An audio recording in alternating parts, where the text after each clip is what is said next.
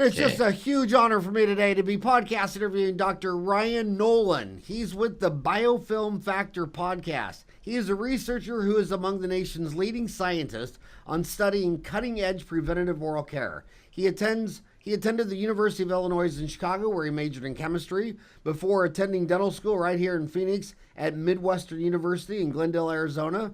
While in dental school, he realized how out of touch product development was with research and core chemistry concepts. Ryan partnered with a colleague from dental school, Matt Callister, and they began their journey of exploring how to make better hygiene products possible. After years of research, Elementa was born, a company which focuses on using plant based nanosilver to target biofilms and raise the pH of plaque drastically within a short period of time. Ryan is a dental materials expert and patented inventor dedicated to researching dental plaque, aka biofilm. What you learn about the oral biofilm if your health depended on it. So how did you tell us about your journey? How do you go from dental school to a B2C products development course? Company? Yeah. Hey, thanks again for having me on. Yeah, it was kind of an interesting way of going about it. So my colleague and I, Matt Callister is a brilliant guy, but he came to me in dental school, and I have a background in chemistry and specifically nanotechnology. And so I had been looking at certain things, and he kind of came to me and said, Ryan, I mean, is there something that we can do about this problem? Because we keep seeing a lot of these products that aren't really addressing some of these core issues.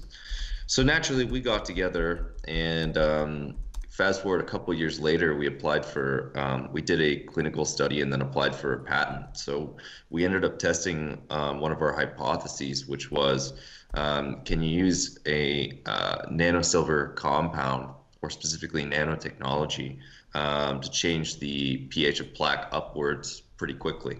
And we ended up finding that that was actually true.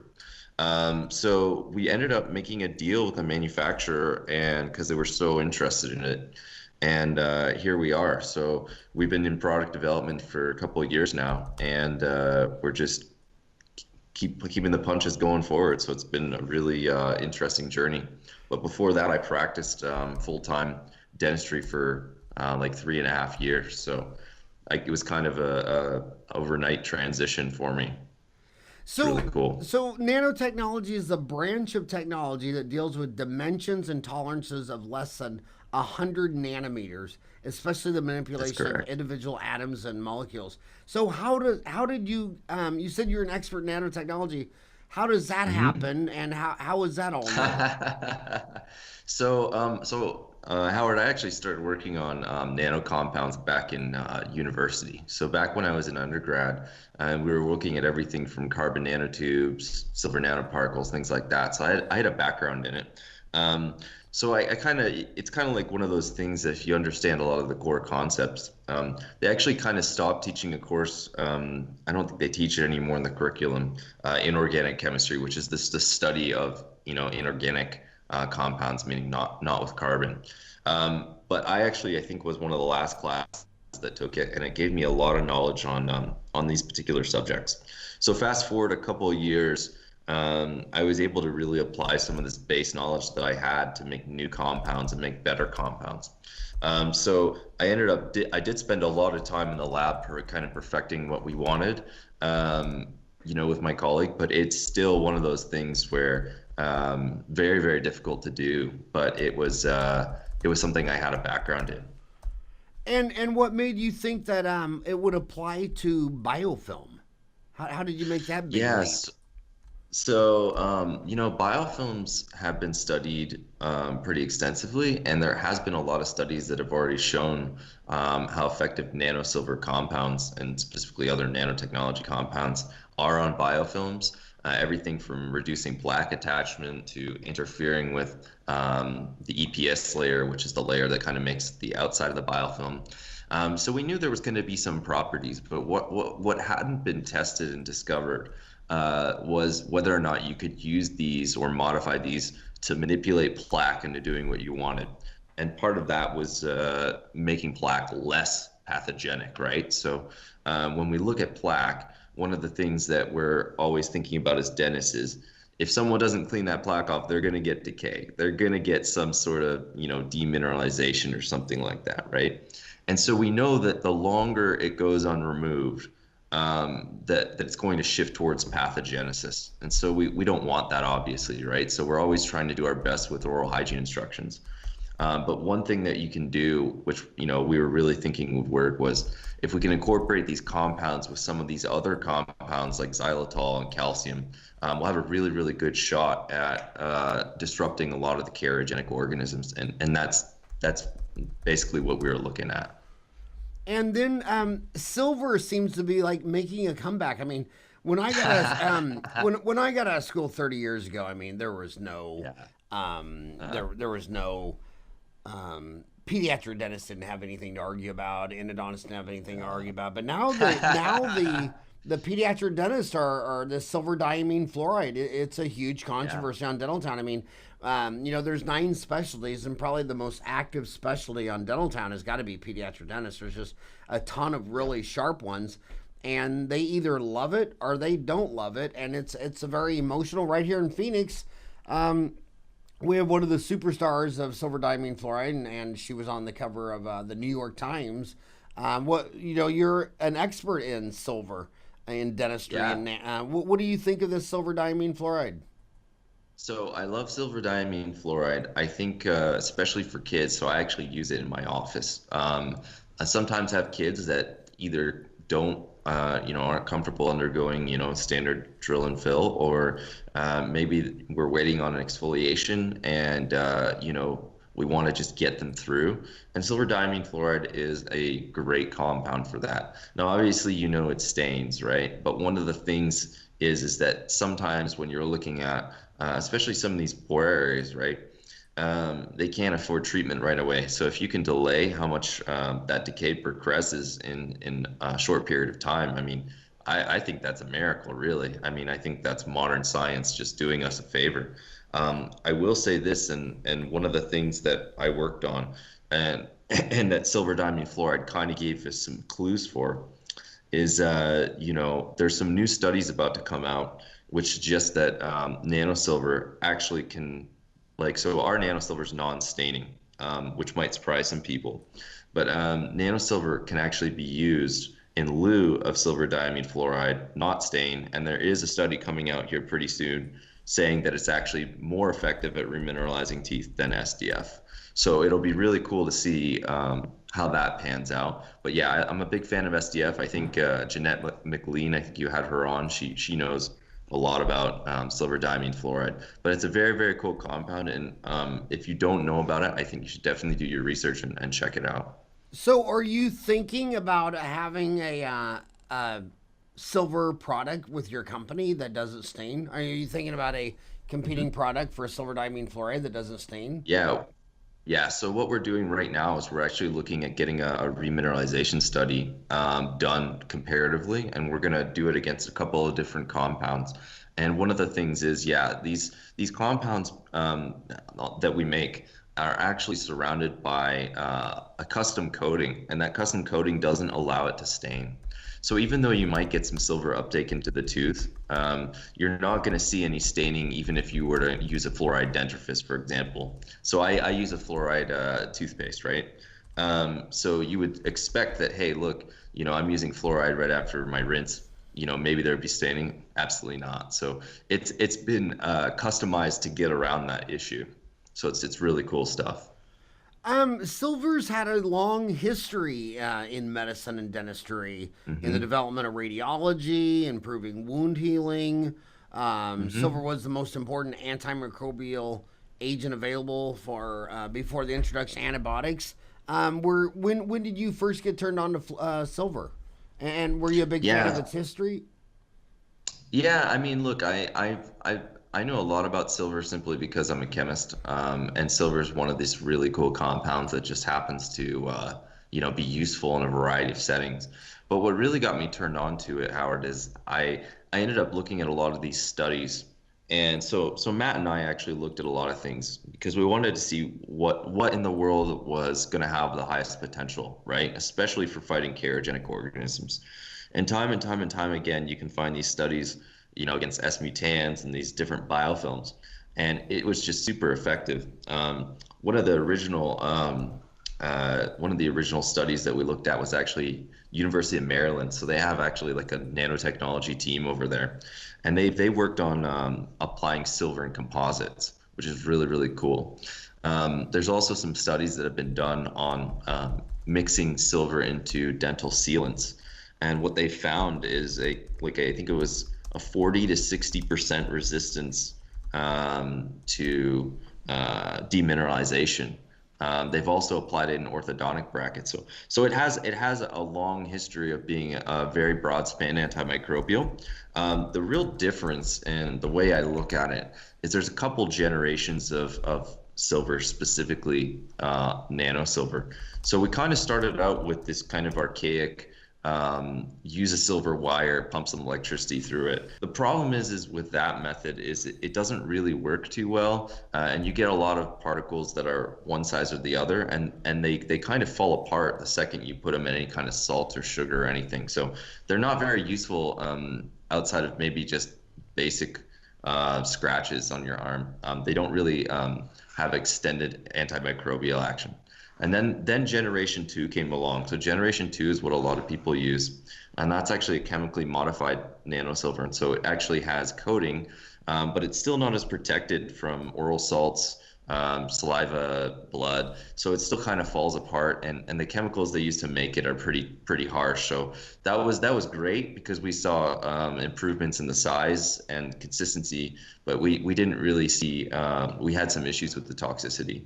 And then came along plant-based compounds to make nanosilver, which is actually quite new, so post 2012.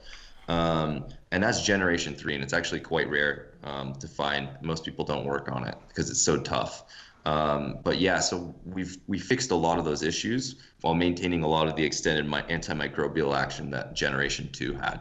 So that's kind of where we're at, but it's been a long way. But the nice thing about plant compounds is they are completely biocompatible, so they're just non-toxic on top of it. But they also seem to be very stable in lots of different situations. And so that makes them very viable to use as a preventative measure with different compounds. So it's just been really awesome to discover some of these things in such a pivotal time in dental history. Yeah, now I'm 56. How old are you? I am 30, soon to be 31 in June here. So my oldest son Eric is 28. So you're old enough to be my son. I feel like your generation might not be as aware of as my generation how silver fillings. I mean, composite doesn't have an active ingredient. I mean, when I was your age, the number one filling was the silver filling, and silver fillings, they're half liquid elemental mercury, which is, you don't find that in a multivitamin. And then the other half is not elemental silver, but a mixture of silver, zinc, and copper. And sure. My gosh, they lasted 35 Forever. Years. They asked, right. I mean, hell, they were metal and they were antibacterial, and they and when you took out, and people say, oh, well, they broke teeth. Well, big deal. It was 38 years later and the teeth hit the ground. I placed these composites for 31 years, and 6 years, a lot of them have recurrent decay, where you're taking a number 4 round burr and just taking out oatmeal. And I just feel like dentistry went the wrong way, because when I was little, it was all my restorations are gold.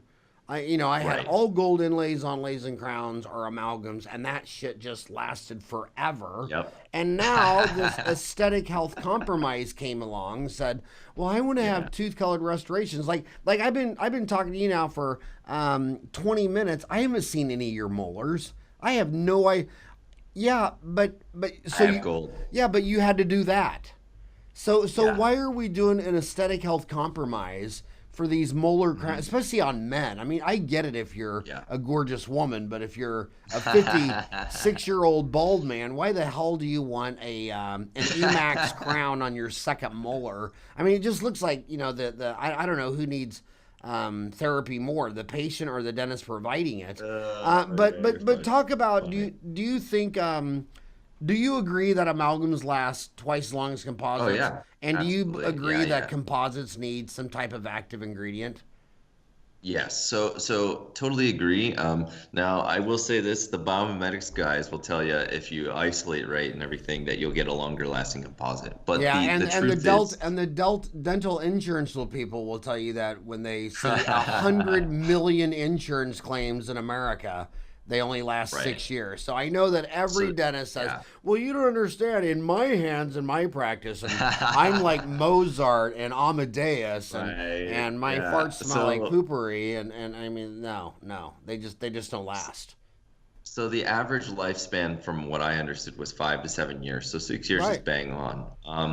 And it's funny because sometimes I'll place these miraculous composites, and 3 years later, I'm like, how did this get beat up so badly? And then you look at the amalgam that was placed 25 years ago, and it still looks like it was placed yesterday. So that's interesting that you bring that up, and there is a reason for it. But one of the things that's real interesting about amalgam is if you actually cut a tooth lengthwise or widthwise, doesn't matter. You can actually see that amalgam isn't actually, there's an interface, there's a gap between amalgam. So the question then becomes, why the hell do these things last so long if there's a micro gap? Whereas composite doesn't tend to have as big of a micro gap, but they seem to fail a lot easier. And it really comes down to surface chemistry.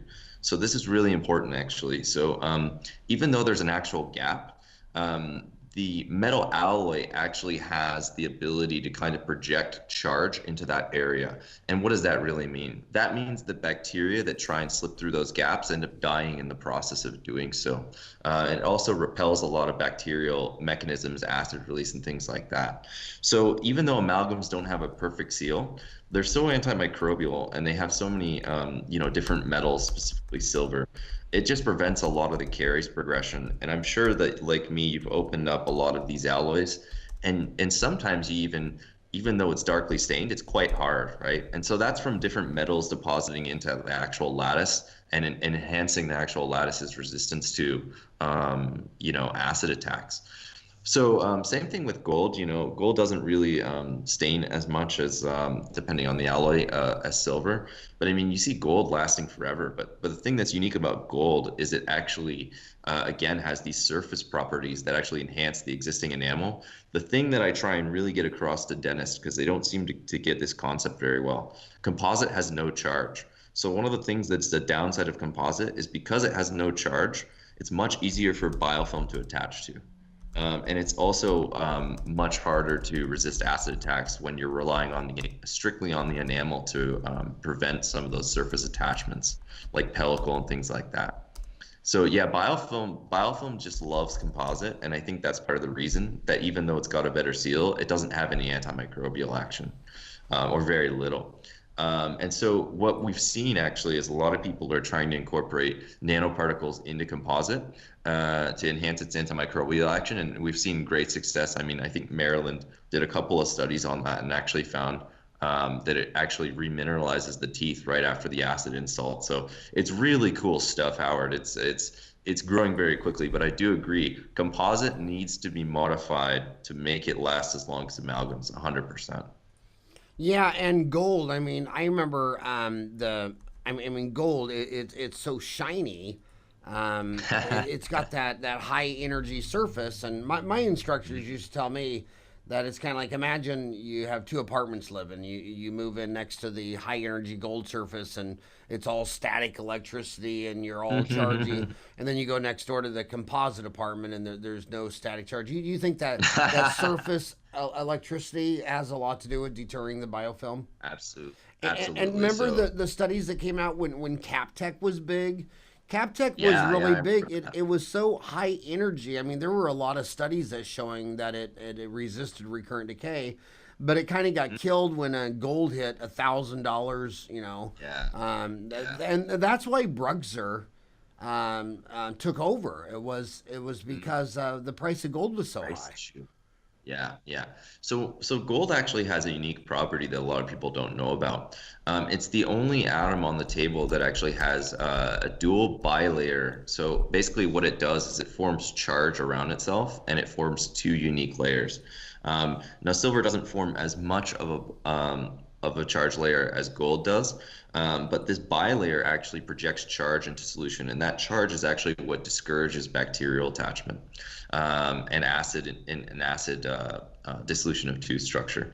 So one of the things that's cool about that is when you look at nanoparticles, if we can embed them in some of these materials, what we're actually doing is we're adding this charge to the actual property of the composite. And just to give you an idea, like S-mutans, I think it's negatively charged. So the membrane actually, when it goes into an area like an electric field, it actually disrupts the ability of that microbe, I guess, to work, but it also impedes it from attaching to that surface. And I don't know about you, but if you look at composite and amalgam or even gold, when you look at plaque, it hardly ever builds up on those surfaces, and if it does, it like almost comes off right away. Whereas with composite, it can really attach to those surfaces quite well. So the other thing is composites can be on the micro scale pretty rough, and so that gives biofilm a really good chance at adhering. And when is gold. I mean, I have gold crowns in my mouth, right? And those things hardly ever get, like, I never see them with plaque on them, right? So it's interesting that, some of these dentists who were working long ago really did know a fair amount about these materials. But even though the aesthetics have improved, I do feel like we've taken a risk mitigation on some of the caries that we see nowadays. I feel like things do fail much faster, definitely.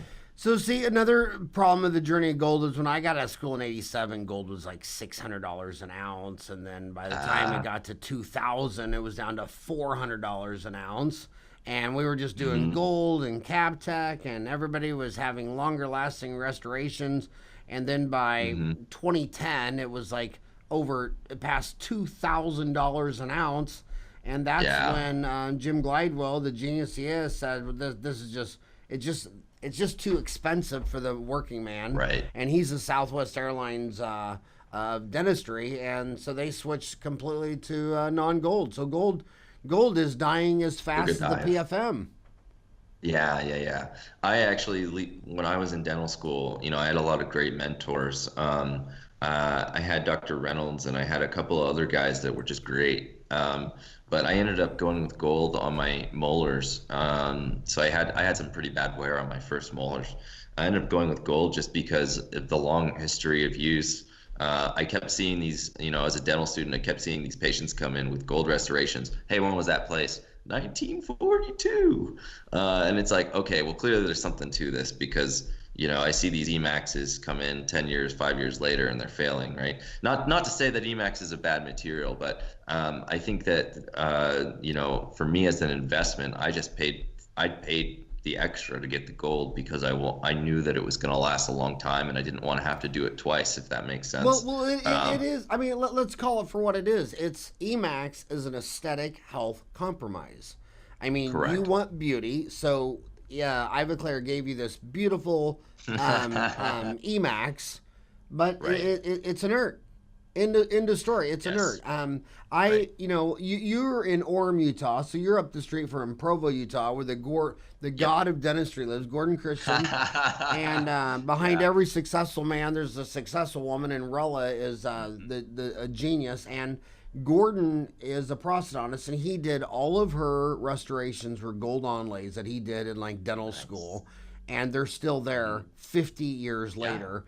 And when I see people with gold cemented with zinc phosphate cement, or all these old materials.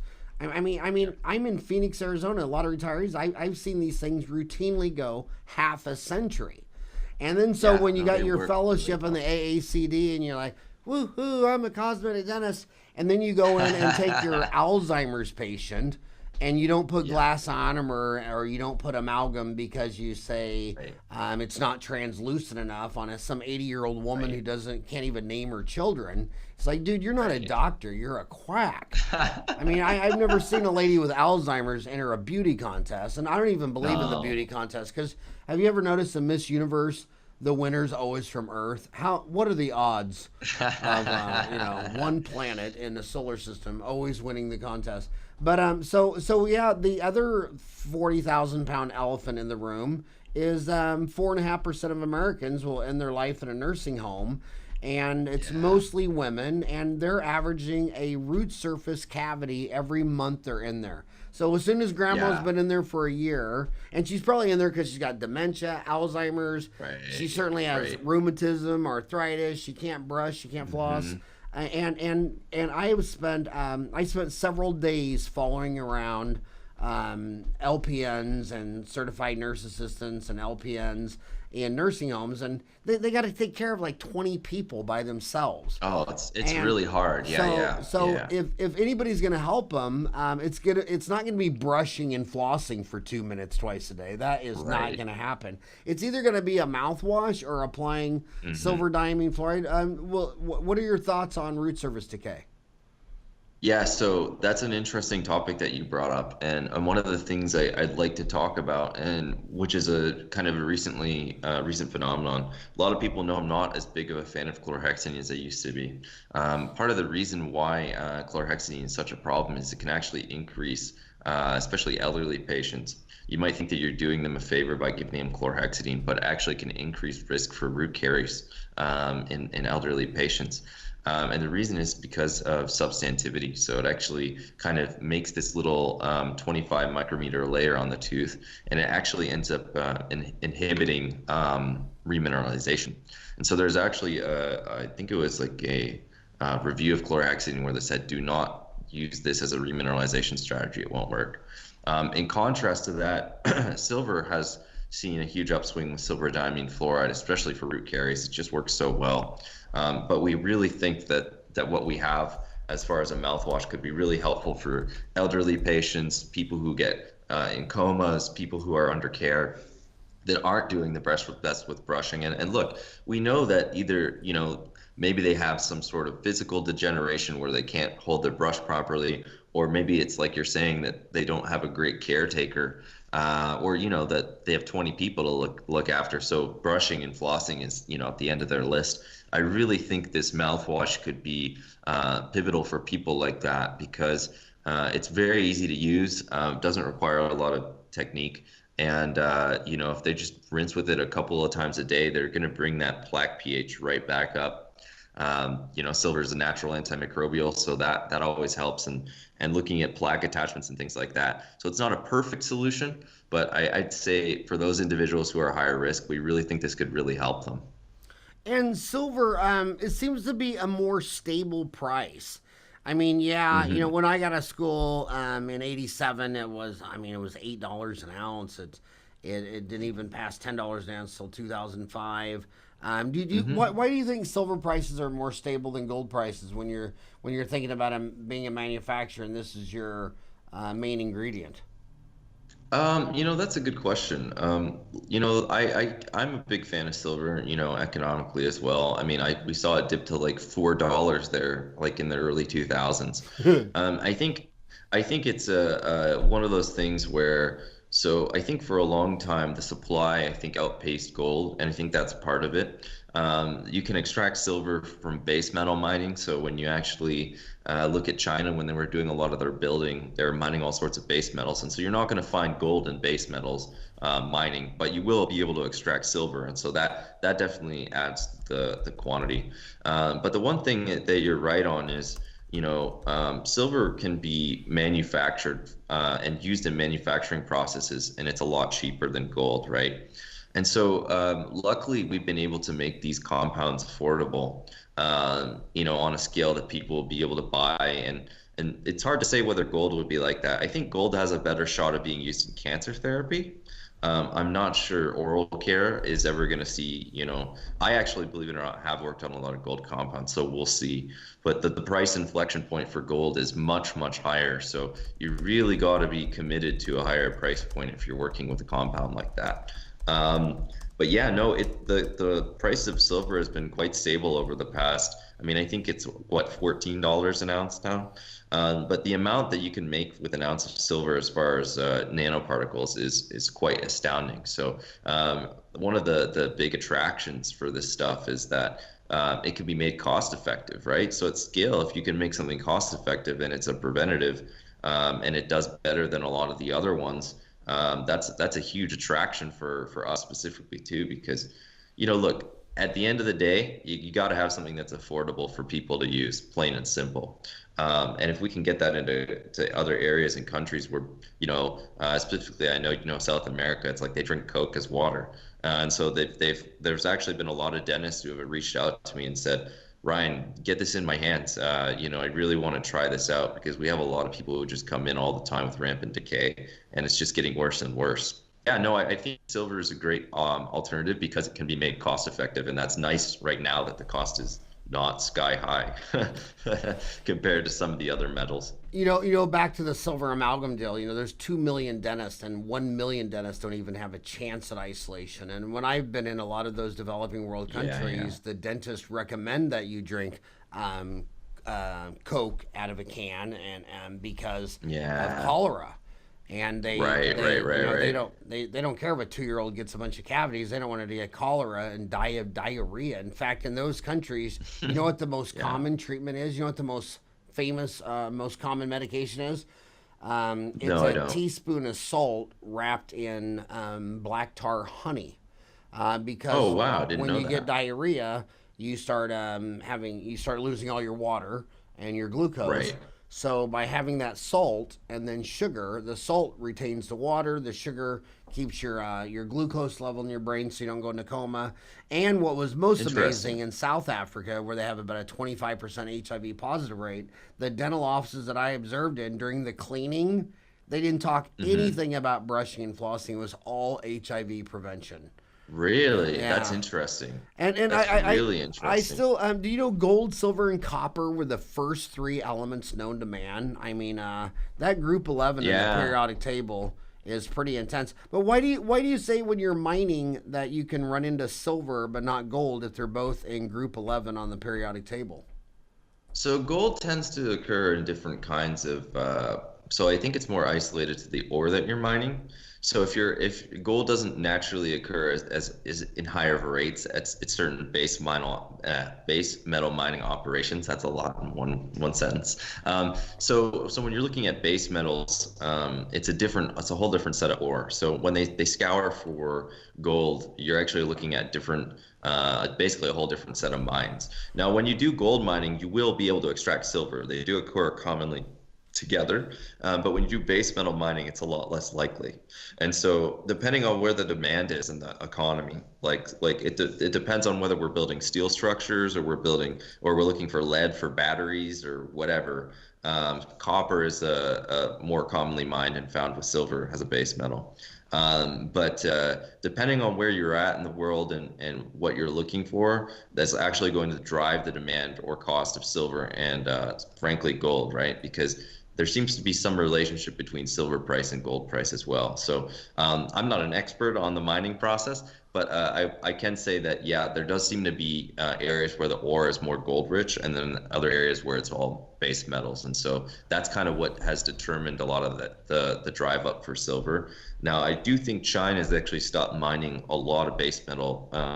So it wouldn't be shocking to see some increase in price, but based on the forecast, I haven't really seen too crazy of a change. So luckily, hopefully we'll be able to keep it in a nice range and affordable for everybody. Yeah, and that's another thing about China. China's a house of cards. I lived through this before. I mean, you don't know what exactly causes these big empires to collapse. Nobody saw the Soviet Union, the Berlin Wall falling. But man, when you're over in China, I mean, they have 50 million homes they built that no one lives in. 50 million. It's like a ghost town. I mean, I've seen a documentary on it. People can't even comprehend what that means. 50 million homes built with no one living in them. It is purely a house of cards. So on your website is Elementa Silver. Element? Yeah. So Elementa. What's Elementa mean as opposed to Element Silver? I'm trying to draw. So they're listening in their car. So I want them to remember Elementa. The name that.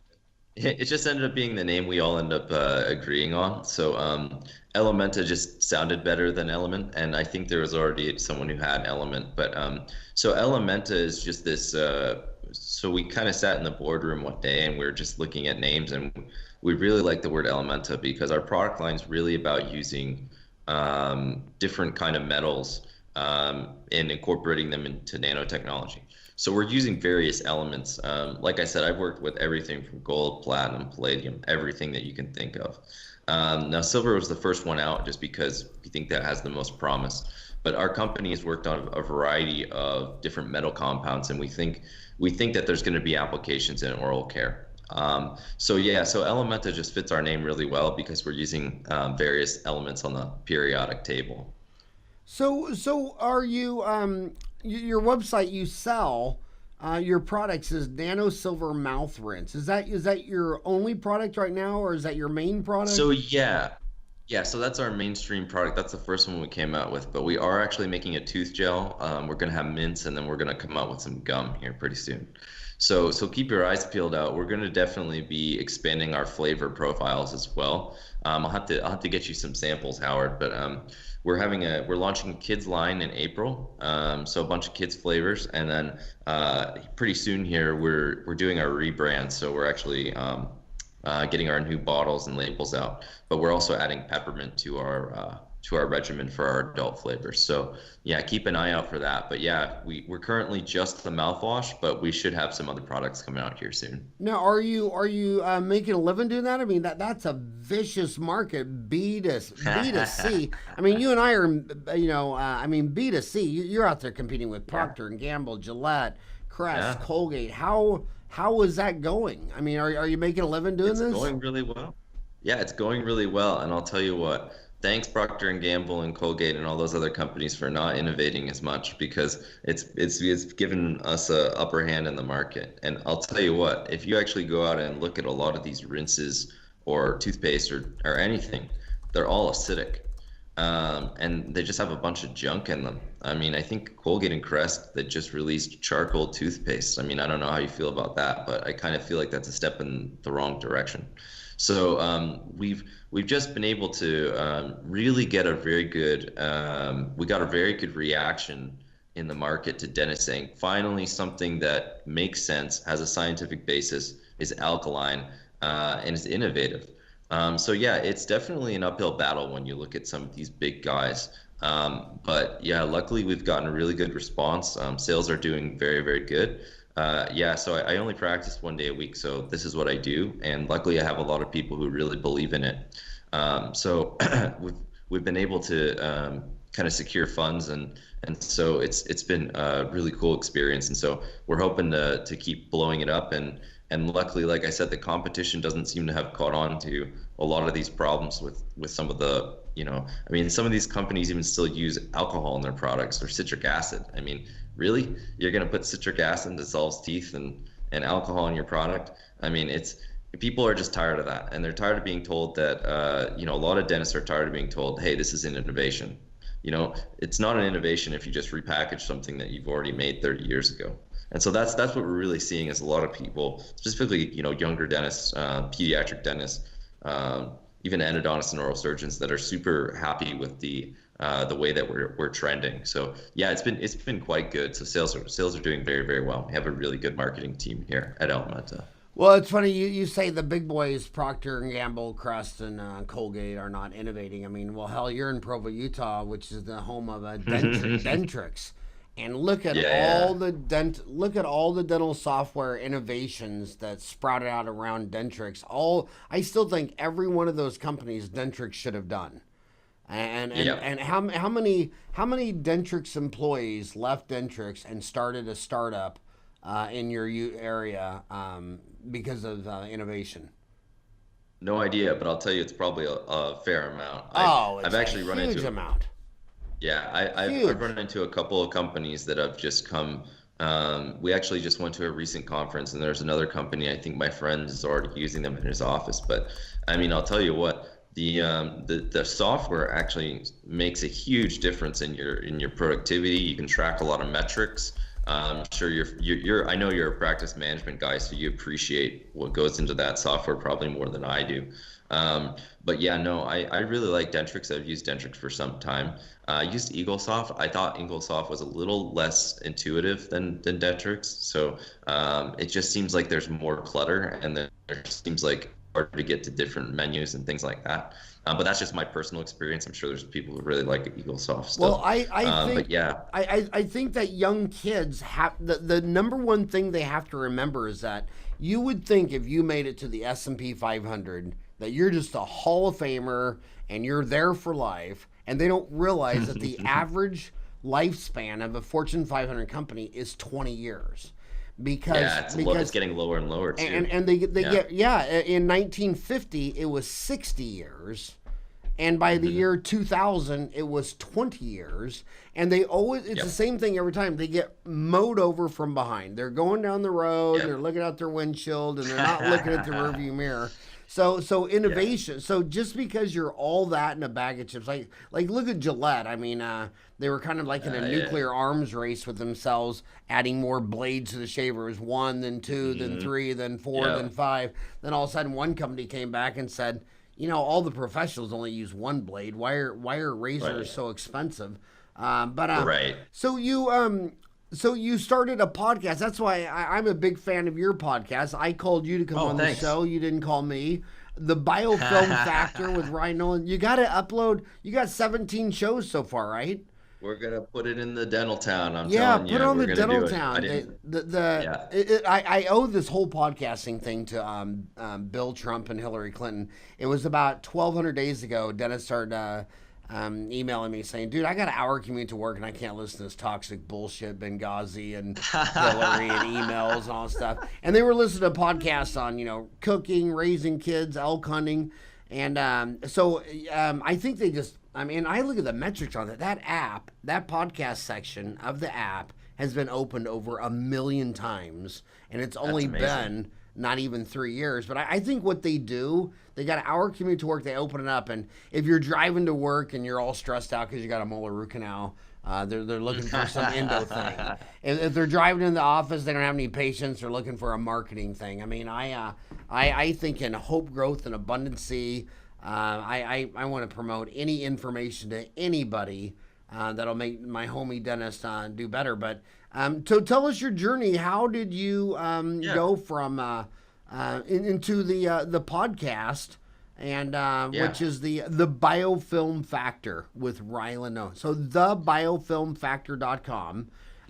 It says, would you learn about the oral biofilm if your health depended on it? Well, it just might. On the Biofilm Factor, Dr. Ryan Nolan discusses the importance of diet, biofilm management, and the oral systemic link. I think most people listen to my show actually for my dieting advice. I've been so successful at it. So talk about your podcast, and also back to that biofilm. When you talk about diet, that's another new thing.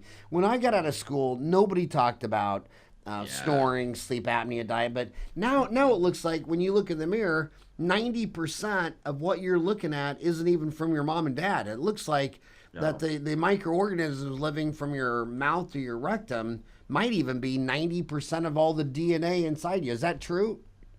Yeah. So I think it's 92% or something like that. It's crazy. We're bacterial planets, and I'm quoting that from Kim Kush, actually, of all people. But he's a really great guy. Yeah, that's his term. I can't steal it from him. Wow. But yeah, so one of the things that's really, really cool that kind of got me into this biofilm thing, and specifically diet and oral systemic links, is if you actually look at a lot of the journals and the data that's being published on this, it's kind of miraculous. I mean, there was actually just one the other day, Howard, where they related Alzheimer's to just poor hygiene, right? And so I think it was P. gingivalis that they've said, hey, look, we're finding this in brain deposits, and we're seeing that people who have an increased incidence of these in their brain are actually more susceptible to developing Alzheimer's, which is absolutely crazy. But yeah, diet has a big impact on how your oral health risk goes, because if you're constantly consuming sugar or carbohydrates or things that are easy to digest for bacteria, you're giving them a competitive advantage. And I don't know about you, and I really like Coca-Cola, unfortunately for me, but sipping on it's probably the worst thing you can do, because you're constantly introducing substrate into your plaque, and that plaque takes it up and then grows and multiplies and releases more acid. But yeah, there's just a lot of new theories and hypotheses on how biofilms work. And one of the things that we're really looking at is pH.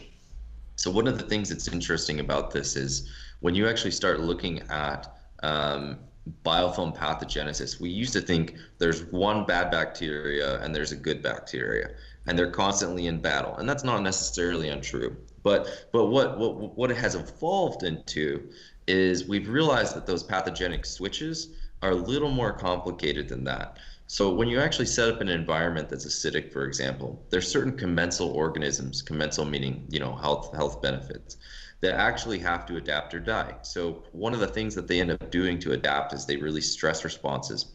And when they do that, they actually end up releasing acid as a factor in that. So they actually will release acid to compete with things like S. mutans and lactobacillus to keep themselves alive. So now a commensal organism that we thought was purely commensal is actually pathogenic in certain circumstances, specifically when there's things to tolerate like acid or low oxygen or things like that. So we know that basically the biofilm is a constantly changing kind of apparatus. And the longer it remains undisturbed or interrupted, it can become more and more pathogenic, and that's actually called the ecological plaque hypothesis. So it's really interesting to study because it's just been a huge problem for us, right? I mean, it costs billions of dollars every year to do these fillings, so the drill and fill model, and on top of it, prevention doesn't seem to really have caught up. And so we need things that are going to be better at interrupting these biofilm shifts. And lots of other components of acid release and things like that. So biofilms are constantly changing. Our ideas about them are constantly changing. But I think now I'm more in the modern camp of it really depends. The commensal or pathogenic nature of bacteria individually can change in a heartbeat. So you can't just label something as commensal anymore. You have to say, okay, well, under these conditions, it's commensal, but not under these conditions. And so that's where the big shift has happened, I feel like, in the past couple of years with biofilms. So, I want you to answer this question because my homies, I get this from their patients all the time. Mm-hmm. Kids. Sometimes water's boring and they want something fizzy and tasty. What do you think? What do you think's worse for you? Regular Coca-Cola with sugar, or diet soda that's high in acid? If mom wanted to give her kids a treat, which one's worse? Diet Coke or regular Coke? I would still say regular Coke because sucrose is shown to be the most easily digestible, substrate there is. And even compared to high fructose, even though high fructose is more common than sucrose in our drinks now, the DMFS, I think it's like a comparison. There's like a 2 or 3 year study that showed how many surfaces got decay. And I think the average for sucrose only was 7.2, and I think high fructose was 3.6. Xylitol was 0. But the point is depending on what you actually are taking up, sucrose is the worst by far. And high fructose isn't far behind. So I don't like a lot of the compounds in diet sodas. They have a lot of natural alternatives now with stevia or monk fruit, which is less carcinogenic, obviously. I think What the is thing it? is Let's if you're carcinogenic. Stevia and like monk fruit and some of these other natural, plant-based sweeteners. What's your favorite sweetener? I actually, believe it or not, really like xylitol. Don't mind stevia, but stevia still isn't as good as some of the polyols like xylitol and erythritol. Not a huge fan of sorbitol. I think that one of the misnomers so sorbitol is actually one of the most commonly used polyols in dental products. But one of the things that people don't realize is S. mutans and a lot of these other carcinogenic bacteria can easily recognize sorbitol and turn it into lactic acid.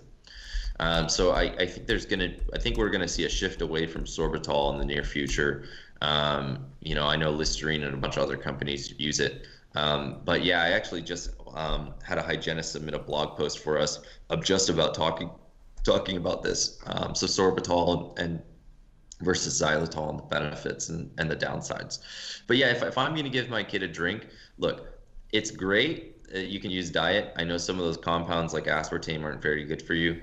If you can't, then what you need to do is after that, your kid has, that sucrose challenge, get them on a xylitol product or rinse. I mean, that stuff just neutralizes Like what? What a lot brands? of the What is SPJ. a xylitol rinse, or what would you recommend? Sure. So, I mean, we have our product, which we use 25% xylitol in, so we use the clinically recommended amount. I know there's Spry. Spry has a great product. I know Epic has xylitol Wait, rinse. I'm on your Um, I'm on your website. I see cinnamon clove nanosilver mouth rinse for 19.99. mhm, Winter mint, honey sweet. mhm. I don't see on products. I'm not seeing xylitol. Scroll up to the main website, and it'll have the 5 ingredients that we have. So we have xylitol, Wait, let me get calcium. off products. Okay, I'm You're on good. Elementa Silver, .com, and then right? just scroll down like halfway, and you'll see it'll have a list of all the ingredients with pictures. Okay, maximum science. Five simple ingredients: nanosilver, calcium, xylitol, natural flavor, water. Okay, so Yes. those are your only five ingredients. Yep, exactly. Keep it simple. And believe it or not, it's actually harder to keep it simple. There's there's the thing, basically what people don't understand is when you're making products, it's actually hard. It's actually harder to keep things out. One of the major issues with a lot of products is shelf life, right? And the reason why I think a lot of things are still acidic today is because it's much easier to kill bacteria in an acidic environment. And so the reason why you see a lot of these products that are super, super acidic is because they have to maintain the shelf life over 2 years. So we got around those issues. It took a lot of engineering, but I believe we actually just recently got our 2 year shelf life testing done, and it was great. So we were able to keep everything where we needed it to, and it worked out just fine for us. But you won't find many alkaline rinses on the market for that reason. But yeah, so we use 25% xylitol, and that's the clinically recommended amount. And we always try and shoot between 5 to 7.5 grams of exposure a day. So you only have to rinse 2 times a day with our product in order to hit that, because we've got the xylitol at such a high level. So you're on your website. You quote the Wellness Dentistry Network.com with Doug Thompson, the Wellness hmm Dentistry Network. Is he a big fan of your stuff, or? I'm not sure. I know I didn't make the website, but I know that there's been various dentists and people who have reached out 100%, and we've had a lot of discussions. I couldn't tell you all their names, but yeah, we've gotten a lot of play in the market as far as people just wanting to know what it's about, but also just trying to understand why people haven't done something similar in the past. And so it's really come down to a lot about trying to innovate new things and really kind of questioning some of these paradigms about why we use acid in the first place. I'm sure one of the things that you've noticed in clinical practice is acid erosion is actually a really big problem. So even if you don't get struck by decay, I mean, you get these abfractions and erosion lesions, and just wears away your teeth. So we really try and avoid using the acid because it's just so not good for your enamel. Well, you know what's funny? Even on Wikipedia, it still says the jury's still out on what even caused an infraction. I still meet dentists my age that think it's brushing back and forth. And then the Right. veterinary dentists say, well, dude, you see these in antelope and deer and cattle, and they don't brush their Right, teeth. right, right, And then you have right. the occlusal people that say it's the flexing of the tooth and it pops Sure. off at the neck. So what would you tell Wikipedia causes infraction? So, I mean, from my clinical experience, I definitely think bruxism and clenching and grinding has a huge thing to do with it. I don't think you can ignore that, because I mean, even I've had some abfractions, and I'm a mouth grinder, unfortunately for me. But yeah, so it's one of those things that you definitely can't Are ignore you the married? occlusal forces. Yes, I am So see happily what you married. do. Let's do a study. Let's divorce for 5 years and see if that stops. And then we'll have some good scientific evidence if marriage caused your bruxing. But no, I You know see it on what? 5 year old kids. You go to your friend's house and their Yeah. grandkid's taking a nap on the couch, and he's 5 and he sounds like a bunch of marbles rolling around. Yeah, and so And we sleep. weren't even looking out for that in the 80s. I mean, now it's almost No, 2020, and you're sitting there. It's hard to watch the game when some 5 year old sounding like he's I chewing on know. marbles.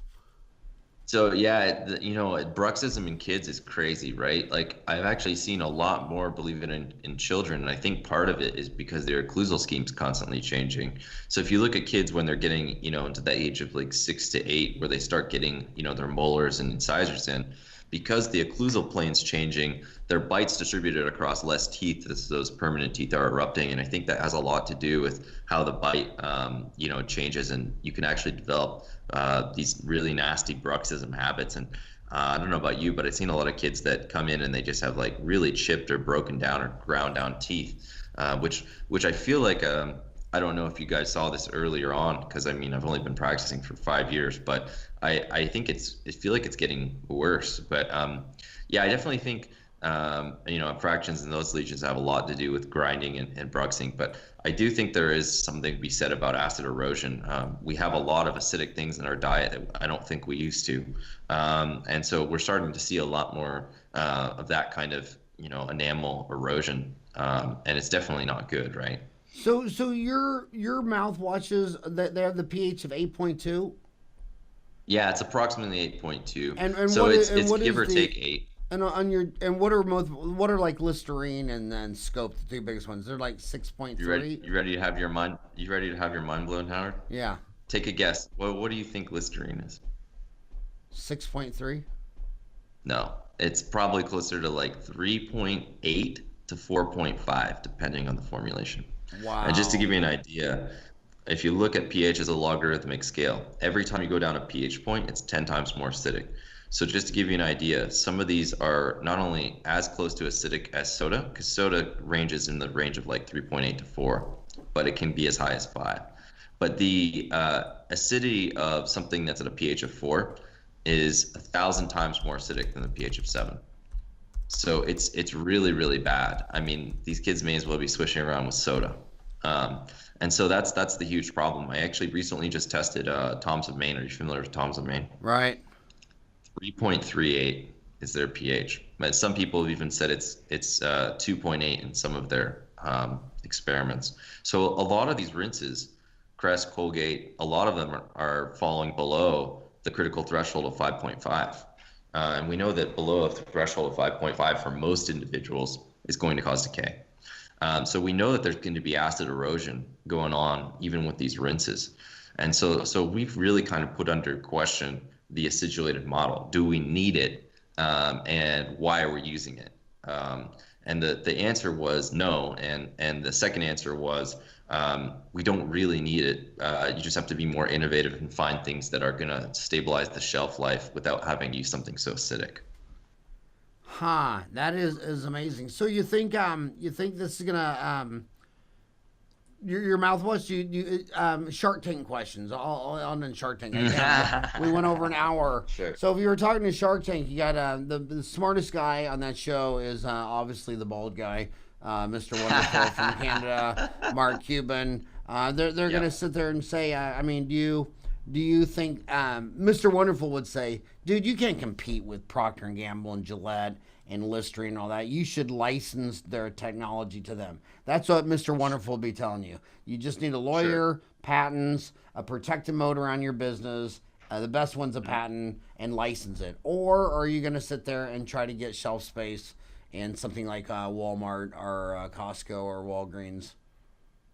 Well, we're in this for the long haul, right? Like, I didn't do this to just sell the company or do it just to make money. I think the thing is, yeah, you could license the technology, but I feel like a lot of these companies aren't going to be receptive to these changes until they see it making disruptions in the market, right? And so that's what we're trying to do. We're really trying to disrupt the market and say, hey, you guys need to be more innovative. If anything comes out of this and that is positive for me, it would be that a lot of these big companies turn around and say, look, we need something more alkaline.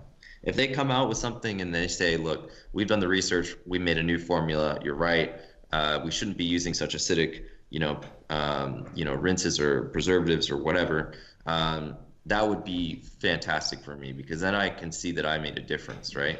And I think a difference for the better. But no, I don't. I think we have a really good shot at Procter and Gamble and a lot of these other companies because we can pivot faster because we're smaller, so we can make changes faster.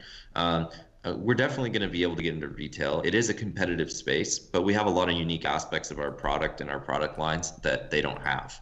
So I do think it's going to be somewhat of an uphill battle because they are the giant. But I think just like anything, right? I mean, if you stop innovating and you know, and we saw this with GM, I mean, they became like a dinosaur, right? And so when you stop innovating and you don't do those things and you become too big, it's harder to pivot, it's harder to make changes, and it's harder to stay competitive in a market that's constantly flexing, right? So yeah, if anything, I just want to bring some competition to the table, and let's have a marketplace of ideas discussion about what works and what doesn't. And if people are really vibing with it, and like what we've seen with sales and everything like that, then I think it's got a good shot. So I would disagree with Mr. Wonderful. But yeah, it'll take time. Obviously, it's a business, so it takes time to ramp up. But I do think we have a good shot at disrupting the industry, and I think that's where we're heading. So now your buddy, now are you talking about this on Dental Town? No, I haven't. I haven't been on Dental Town in a little bit, so no, I What have. I need to get on there, Howard. I what need to get about on your there. buddy Matthew Callister? Yeah, so he's on there. I don't think he's super active at the moment because he's just been so busy. But we definitely need to. We have user IDs on Dental Town. I'm sure I have one. Um, but yeah, no, I was more active when I was a dental student a couple of years ago. But I need to get back on there because it's such a great inventory of dentists and articles and all sorts of information. But I do go to Dental Town to look at different cases and things like that. So it's a great resource. Now is Matt your partner? Yeah, so Matt Callister is my one of my founding partners. But Yeah. yeah, he's a great guy. Well, is there anything that you wish I would have been smart enough to talk about that was too dumb to ask? No, you've asked a lot of great questions, man. This clearly isn't your first podcasting gig, so you really know what you're doing. The thing is, like I said, I think, just for dentists in particular, I think, just have an open mind. I mean, I think a lot of things are going to be changing here pretty shortly, and I think it's time as dentists that we kind of push for these changes ourselves. We got just kind of frustrated with this idea of kind of letting these big guys push around us little guys and tell us what's good for us and what's not. I think people are sick of that, and so they want to see some change and they want to see things that actually work. And so I think we're going to be pushing for that, and I think it's great. And I'd like to thank everybody who definitely has helped us along the way. But yeah, no. Yeah, it's been a great interview. So thank you so much for having me on. And if you want to look it up, our website's elementasilver.com, and my user handle is at Ryan Nolan DMD on Instagram, and I think we're at Elementa Oral Care on Instagram as well. So thanks so much for having me on, Howard. Really appreciate your time, man. And if you go to Amazon, because I know my homies, the one thing about dentists, they all have iPhone as opposed to Android. Right. It's just rich countries. It's mostly United States, Canada, Australia, New Zealand, Western Europe, Me Saudi included. Arabia. Yeah. Yeah. And they're also on Amazon Prime. So you go to Amazon Prime or Amazon, you type in Elementa Silver, and it says dentist formulated nanosilver xylitol mouthwash with calcium, pH balanced, enamel oral rinse, alcohol and fluoride free. And by the way, you go to Dental Town, and when you make a Yes. post, on a YouTube deal, it says share, it has a link, but the next button over is embed. So you click that, you go to Dental Town, there's a YouTube button when you post, you dropped in the embed, and there's your YouTube video. And people that only have 200 or 300 views on a YouTube video will post on Dental Town, and it'll go into the thousands. But yeah, Oh yeah, yeah. you should get and in your signature, some of these people in their signature have a link to their Instagram page or Twitter or whatever. But man, I respect you so much. I mean, you came out of Hey, dental thank you. school, and instead of sitting on a on an operatory assembly line Monday through Friday 8 to 5, I felt the same way you did when I got out of school. Yeah. My first experience was I graduated May of '87, then October of '87, the damn market crashed a quarter, and things were Yeah. slow. And I'm sitting here doing all these pulpotomies and chrome steel crowns and realized that Phoenix was unfluoridated.